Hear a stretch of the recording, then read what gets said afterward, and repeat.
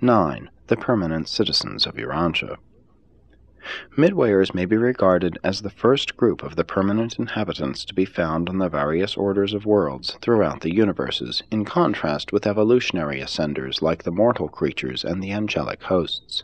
Such permanent citizens are encountered at various points in the Paradise Ascent. Unlike the various orders of celestial beings who are assigned to minister on a planet, the Midwayers live on an inhabited world.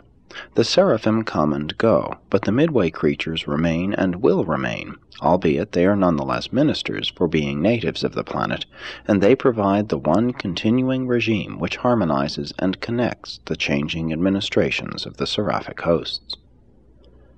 As actual citizens of Urantia, the Midwayers have a kinship interest in the destiny of this sphere.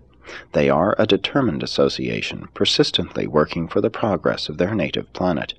Their determination is suggested by the motto of their order: "What the United Midwayers undertake, the United Midwayers do." Although their ability to traverse the energy circuits makes planetary departure feasible to any Midwayer, they have individually pledged themselves not to leave the planet prior to their sometime release by the universe authorities. Midwayers are anchored on a planet until the ages of settled light and life. With the exception of 123 the First, no loyal Midway creatures have ever departed from Urantia.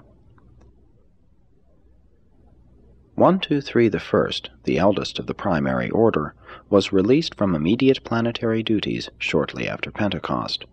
This noble Midwayer stood steadfast with Van and Amadon during the tragic days of the planetary rebellion, and his fearless leadership was instrumental in reducing the casualties in his order. He serves at present on Jerusalem as a member of the 24 Councilors, having already functioned as Governor-General of Urantia once since Pentecost. Midwayers are planet-bound, but much as mortals talk with travelers from afar and thus learn about remote places on the planet, so do Midwayers converse with celestial travelers to learn about the far places of the universe. So do they become conversant with this system and universe, even with Orvanton and its sister creations, and so do they prepare themselves for citizenship on the higher levels of creature existence. While the Midwayers were brought into existence fully developed, experiencing no period of growth or development from immaturity, they never cease to grow in wisdom and experience. Like mortals, they are evolutionary creatures, and they have a culture which is a bona fide evolutionary attainment. There are many great minds and mighty spirits among the Urantia Midway Corps. In the larger aspect, the civilization of Urantia is the joint product of the Urantia mortals and the Urantia Midwayers, and this is true despite the present differential between the two levels of culture, a differential which will not be compensated prior to the ages of light and life. The Midway culture, being the product of an immortal planetary citizenry, is relatively immune to those temporal vicissitudes which beset human civilization. The generations of men forget, the core of Midwayers remembers, and that memory is the treasure house of the traditions of your inhabited world. Thus does the culture of a planet remain ever present on that planet, and in proper circumstances such treasured memories of past events are made available, even as the story of the life and teachings of Jesus has been given by the Midwayers of Urantia to their cousins in the flesh. Midwayers are the skillful ministers who compensate that gap between the material and spiritual affairs of Urantia which appeared upon the death of Adam and Eve. They are likewise your elder brethren, comrades in the long struggle to attain a settled status of light and life on Urantia.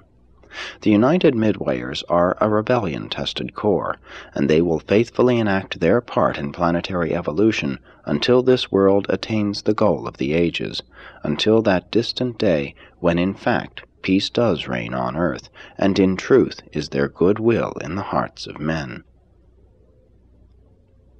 Because of the valuable work performed by these Midwayers, we have concluded that they are a truly essential part of the spirit economy of the realms, and where rebellion has not marred a planet's affairs, they are of still greater assistance to the seraphim. The entire organization of high spirits, angelic hosts, and midway fellows is enthusiastically devoted to the furtherance of the Paradise Plan for the progressive ascension and perfection attainment of evolutionary mortals, one of the supernal businesses of the universe, the superb survival plan of bringing God down to man, and then, by a sublime sort of partnership, carrying man up to God, and on to eternity of service and divinity of attainment, alike for mortal and midwayer. Presented by an Archangel of Nebadon.